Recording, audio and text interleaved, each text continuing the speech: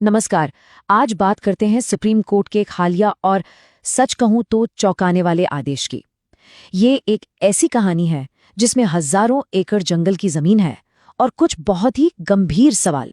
तो चलिए इस मामले की गहराई को समझने के लिए सीधा सुप्रीम कोर्ट के ही शब्दों को देखते हैं। उन्होंने कहा और उनके इन शब्दों ने ही समझिए इस पूरे केस को एक अलग ही लेवल पर पहुंचा दिया। अच्छा, इस कहानी की शुरुआत हम शुरू से नहीं बल्कि इसके अंत से करेंगे, इसके उस चौंकाने वाले फैसले से, क्योंकि ये सिर्फ एक फैसला नहीं था, ये तो एक तरह का अलार्म था जो पूरे सिस्टम पर ही सवाल खड़े कर रहा था। तो कोर्ट ने कहा कि जो भी फैक्ट्स सामने रखे गए हैं वो प्राइमा फेसी मतलब पहली नजर में ही साफ साफ एक बहुत बड़ी गड़बड़ी की तरफ इशारा कर रहे हैं। ये कोई छोटा मोटा अतिक्रमण नहीं लग रहा, बल्कि ऐसा लग रहा है जैसे सरकारी जमीन पर बाकायदा प्लानिंग के साथ कब्जा किया गया हो। लेकिन असली चौंकाने वाली बात तो अब आती है। कोर्ट की नाराजगी सिर्फ उन लोगों पर नहीं थी जिन्होंने कब्जा किया, बल्कि सीधे सीधे उत्तराखंड की सरकार और उसके अधिकारियों पर थी। कोर्ट ने कहा कि ये सब होता रहा और अधिकारी मूक दर्शक बन के बैठे रहे। तो सवाल ये है कि आखिर ये कौन सी जमीन है और मामला इतना बड़ा कैसे हो गया कि देश की सबसे बड़ी अदालत को सीधे दखल देना पड़ा। चलिए जरा इसके साइज और इसकी हिस्ट्री को समझते हैं। ये जमीन है 2866 एकड़। अंदाजा लगाना थोड़ा मुश्किल है ना? तो ऐसे समझिए जैसे हजारों फुटबॉल के मैदान एक साथ हों। इतनी बड़ी सरकारी जंगल की जमीन, और यही इस पूरे विवाद की जड़ है। इस पूरे खेल की शुरुआत होती है एक लीज अग्रीमेंट से।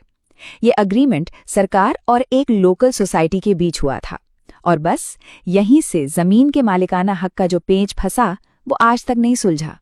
तो अब जरा उस टाइमलाइन पर चलते हैं जो ये बताएगी कि कैसे एक मामूली सी लीज दशकों तक चलने वाली एक पेचीदा कानूनी लड़ाई में बदल गई।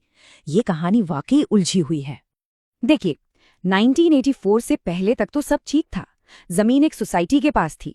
फिर 1984 में उसका एक बड़ा हिस्सा, लगभग 594 एकड़, फॉरेस्ट डिपार्टमेंट को वापस भी कर दिया गया। लेकिन कहानी में ट्विस्ट यहीं से आता है।